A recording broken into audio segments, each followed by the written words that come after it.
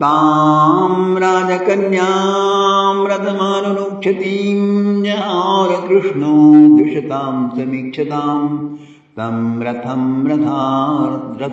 समारोप्य सुवर्णलक्षणौ राजन्यचक्रं परिभूय Madhav. Princess Rukmini screamed out, it's real, not a joke. I love you to the point of madness, my lord. And lo, Rukmini Devi flung and held Krishna in her tight embrace and whispered in Krishna's ears, take me with you, take me with you, don't ever leave me. Do whatever you want to, but don't ever leave me. I am all yours. And Sri Krishna and Rukmini both hung in ambrosial embrace, and Sri Krishna gave her kiss, kiss after kiss on her cheeks, on her lips, on her eyes, on her forehead, and Rukmini Devi responded him with a double warm 1, 2, 3, 7 great kisses she gave to her golden love. Love and beloved both merged into each other. One non-dual pure existence remained. Whole world evaporated away suddenly. Soldiers became aware, alarmed, and shouted. Troublemaker came, he came, run down, arrest him, catch hold of him. Big commotion arose, and Sri Krishna looked left and right and whispered, Her Majesty, please give me permission to kidnap you. There is no other way. Nanya pantha ayanaya vidyate. So, there is no other way. Then Rukmini Devi said, Yes, my lord, I order you to abduct me. Take me to your home. I don't want to live where people hate you, my lord, so take me to your sea beach, celestial resort, that Dwarka. And Sri Krishna at once passed as electric current, lifted the princess up with both his mighty arms and placed her on the chariot and jumped in the chariot. Drove far, they flew away with the fastest speed like a wind, as if a storm blew and lightning flashed, and the princess disappeared away, nowhere to be found anywhere. Take my 1,000 years for everything you want to do. Rukmini Devi's words was resounding in the space, my dear friends. Right then, princess gave him a full great panic arose. Great panic arose among the soldiers, and they shouted, Princess kidnapped, she is kidnapped, they cried out. Vidarbha soldiers lifted their weapons and rushed. The fastest as they can. Halt right there, another group of Vidarbha soldiers shouted. Princess is gone with one who is her proper match. Did not you see how madly they are in love with each other? Even our king and queen know that. We will not stop, let them go. They understood the point and stopped chasing Krishna. Princess is abducted away. King Jarasanda's soldiers were alarmed, and they woke up from swoon and fixed themselves and got their weapons ready and rushed. But now it was late. Krishna had gone miles away. Even if you chase, there is no way, because his brother Balaram is standing as if devastation at the mouth of a mysterious phalanx. Anyone went in as if gone in a black hole, never to be found out, never to come again out. Balramji is ripping out huge trees, dashing them on the enemies, his mystic love and mass-shaped supersonic weapons, swiftly terminating all faster and fastest. Gada, younger brother of Krishna, jumped off his chariot and ferociously fighting with hundreds and thousands at a time. No one was able to pass through this phalanx to reach Sri Krishna, even Jarasandha and Dantavakta. Thousands of them, they came rushing, shouting, yelling, and surrounded the Yadavas. They were covered up. Princess Rukmini, seated with Sri Krishna on his chariot, became concerned. She bashfully looked at her beloved Lord Krishna. Lord Krishna saw her worried and laughingly, a big laugh, Krishna assured. What he said, my dear friends? Prasya Bhagavana Masma Bhai Vamalochane Vinamchatya Dunai Vaita Tavakai Shatravambalam. Fear not, O fair-eyed one, your army will conquer the enemy soon. Just watch. And lo, soon Balramji rose like a bright sun, dispersing the clouds of attacking enemies. Almost all soldiers who came with Jarasandha were slain. Many kings died, a lot of them were wounded, river of blood flew. This devastation is nothing to save the priceless life of Rukmini, as much precious the person is, so much sacrifice the existence demands for. Rukmini's love is a non-dual reality. The worldly life is a myth, a dream, a projection. What is the point in arguing about so much destruction of humanity? Beings, they never concentrated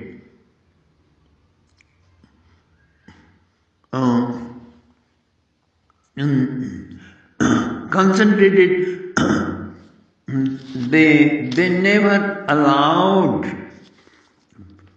pro-Muslim, pro-Christian and pro-leftist, pro-terrorist human rights organizations who close their eyes upon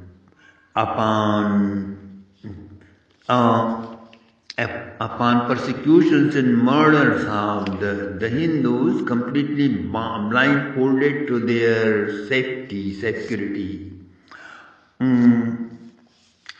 So, concentrated form of humanity is Rukmini and the absolute truth is Sri Krishna. The rest is a vast nightmare. Parts of nightmares used to be cut off so that the truth and humanity may pave their way to a fascinating show.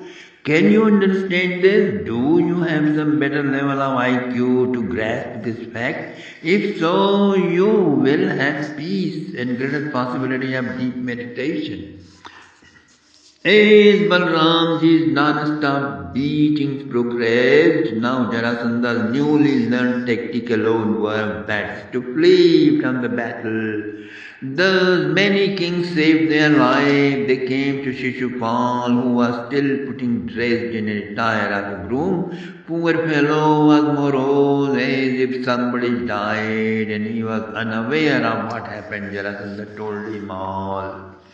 You are lion among men, Jarasandha told to Shishupal. This sadness is not worthy of you. We all are dogs to dance in the hands of destiny. I was defeated 17 times by these same terrorizing brothers, but on 18th I won.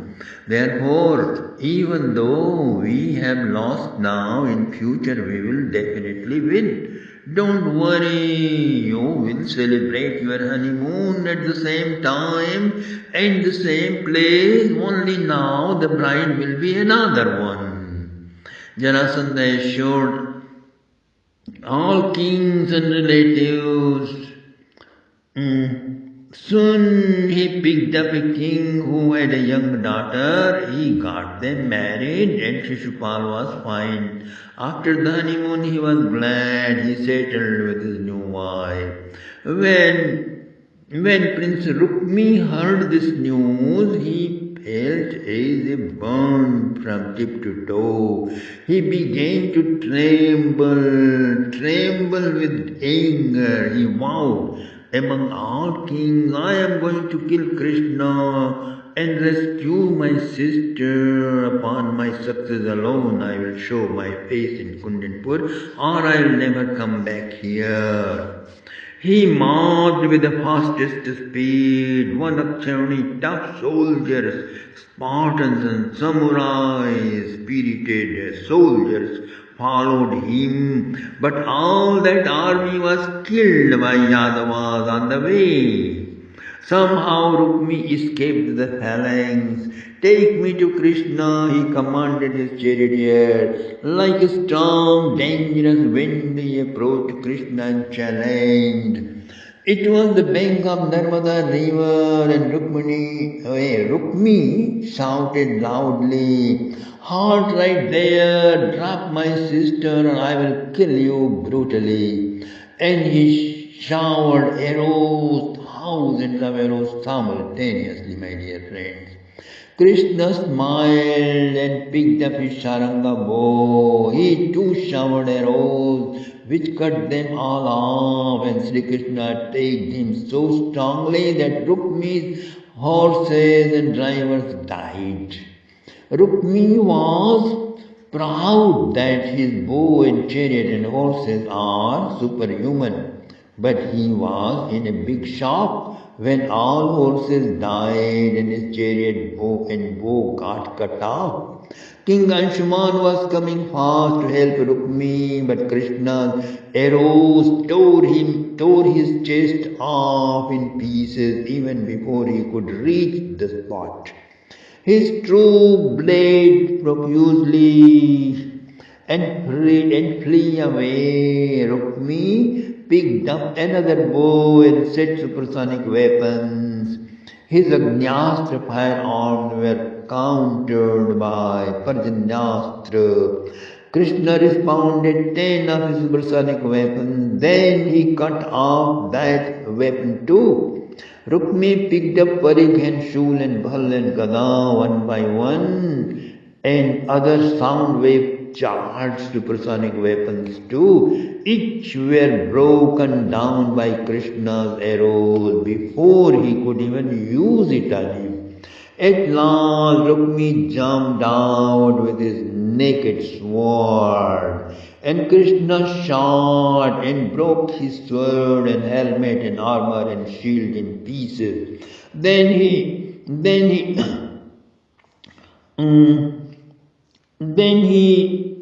picked up his sword and jumped off his chariot with blood-red eyes. Krishna somersaulted and landing on Rukmi's chest, right on his chest.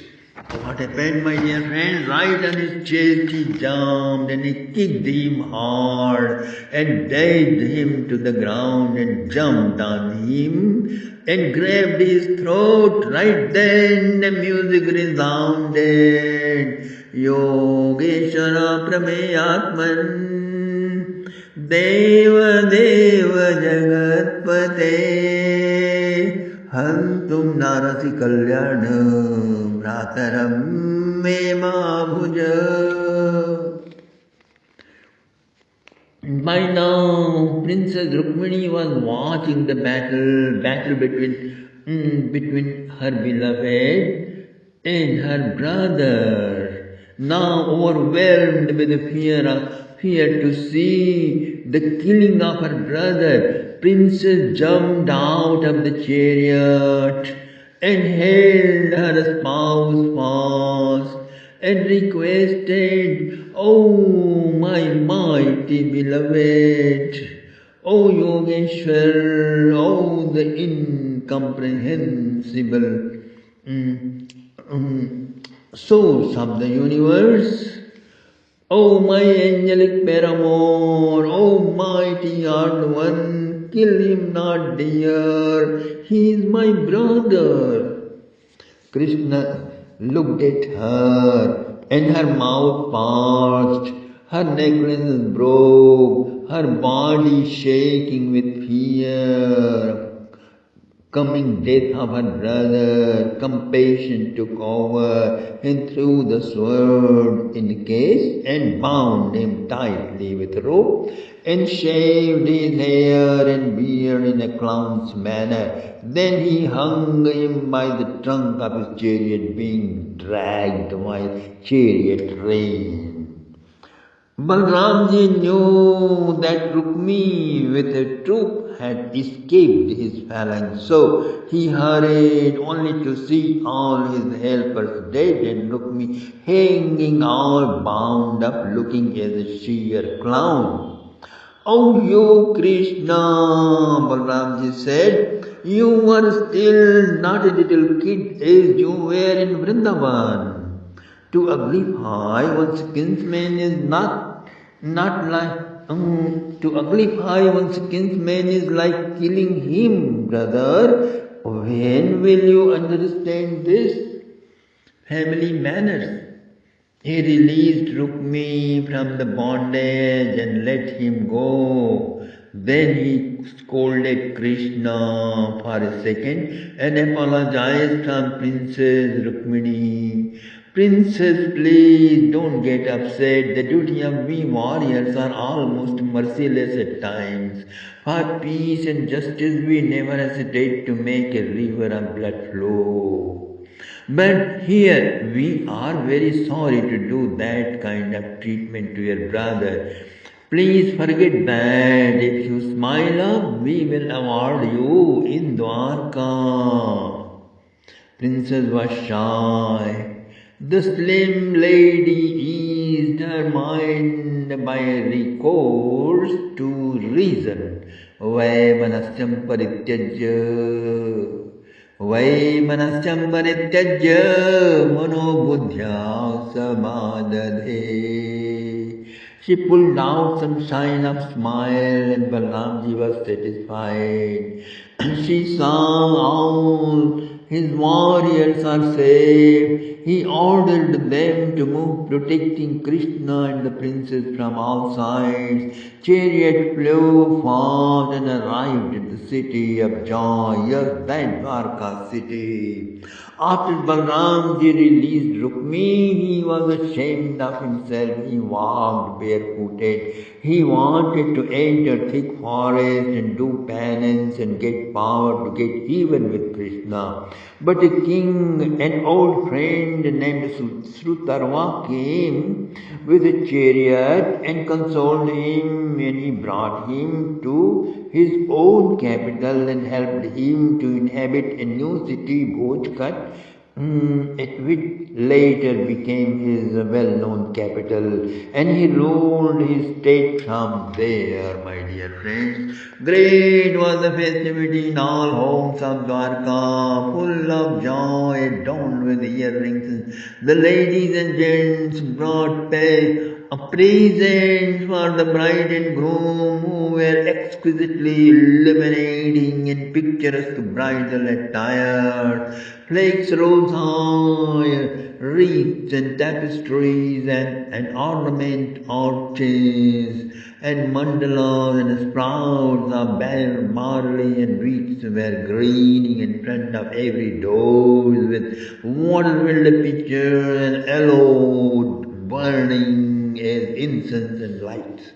banana and areca trees were set at the entrances. All roads were washed clean and sprinkled with jasmine and rose water. Relatives and friends from Kuru dynasty and Sanjay dynasty and Kekai dynasty and Vidarbha dynasty and Yadu dynasty and Kunti dynasties had come and were running to and fro in excitement and jubilation of meeting each other, sung as they were in the sea of ownness, belongingness of Sri Krishna, my dear friend. They heard the story of how Sri Krishna got the princess over and over many versions of the events who saw it personally. It was sung in songs at every square and they felt greatly astonished. Wow, what a fantastic bravery! All young ladies sighed. Rukminyavarnam srutva Rukminyavarnam srutva Giyamanam tata Rajana Rajaganyascha Bhur Brishavismita. Enlightened Saint Shukdevji Maharaj says, O King Parikshit, O the Emperor, then great jubilation, great ecstasy spread among the citizens of Dwarka to see Sri Krishna and Rukmini riding on the white elephant, touring the royal streets among the festive procession.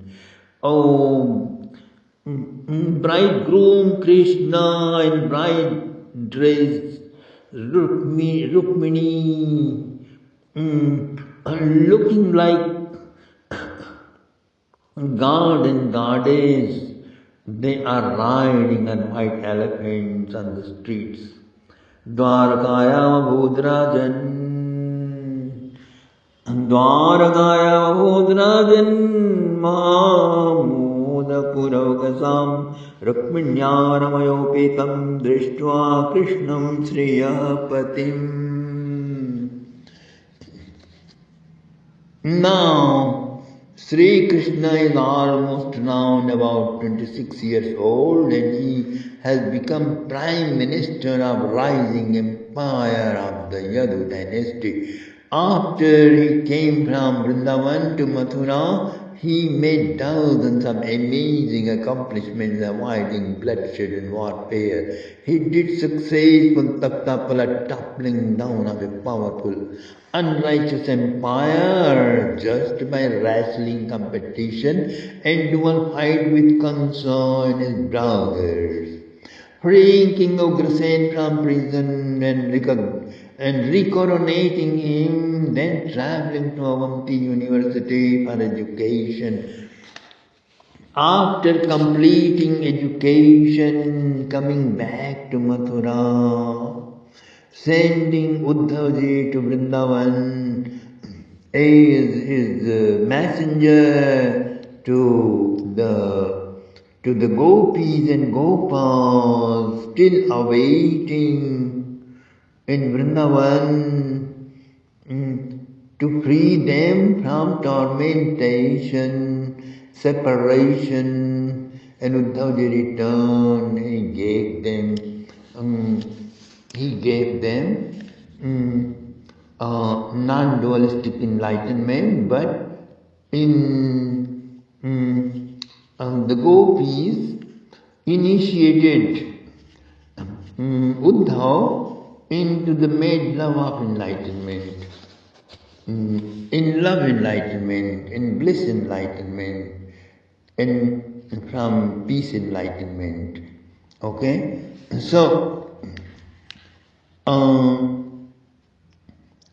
then one after another, conquering 17 invasions of mighty King Jarasandha, then transferring capital from Mathura to Dwarka.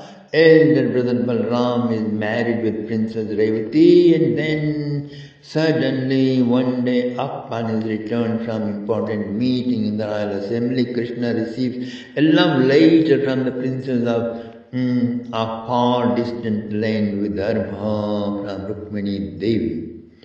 Her letter was so heart-touching that tears came in the eyes of Krishna, and in the dead of night he yacked his chariot and flew far with the messenger without informing anybody at home at all. So the question arises, what kind of love letter she wrote which compelled even Krishna to reach her so desperately? Sukadevji Maharaj sings out those feelings in Sanskrit verses, my dear friends. Srutva gunan bhuvana sundara srinvatam te nirvishya karna vivarai haratom gatapam rupam drisham drishimatam akhilartalavam Tvayachyuta vishati chetamatampatrapami. Oh my golden love, ever since I grew up, I also grew up knowing you, understanding you, listening your words sanctifying fame, heroic stand, waging war against terrorists of humanity. Know me also as a helpless victim fallen helplessly, hopelessly among the cruel clutches of terrible humanity terrorizer, Shishupal and Tavakra, your old compulsive enemy, that wicked Jarasandha, and their beastly armies, your world of whitening spotless fame of the Redeemers. Fame of a redeemer, a liberator, an uplifter of fallen downtrodden, ever since has touched my ears. I have developed a great hope, a strong desire to be saved and protected by you, and also evolved a diamond-studded golden dream to live a sweet, blissful life with you. Ever since the connoisseurs of your excellences have told me about you, your remembrances, your images, your dreams have been cool balm to my moments of tormentation extremes. To see your astoundingly beautiful face, to hear your nectarine voice, to feel the intoxicating bliss of our union, to fall and drown in the sea of everlasting depths of your unconditional love, my mind is set casting all the shame to the winds. I have sacrificed my life, my ambitions, my expectations, just for your one single union, your one single ambrosial embrace. Your one single ambrosial embrace, please come down running kindly and marry me. Make me your bride. Just an unknown, unacquainted, unaccepted bride. But I am your bride. Your delay means fatal death to me. Honestly speaking, there is no other way for my survival other than being your bride. Remember, oh my blue ocean, my sweet darling, I am your share, your property. Let this share of life not be contaminated by touch of that wretched fox Shishupal, with whom my wedding is settled. Only 3 days left, oh my sapphire illumination, my golden love, come fast, swimming in the air, in the sky, and from the golden temple gate, pick me up and take me with you to your that lovely sea beach resort, Dwarka.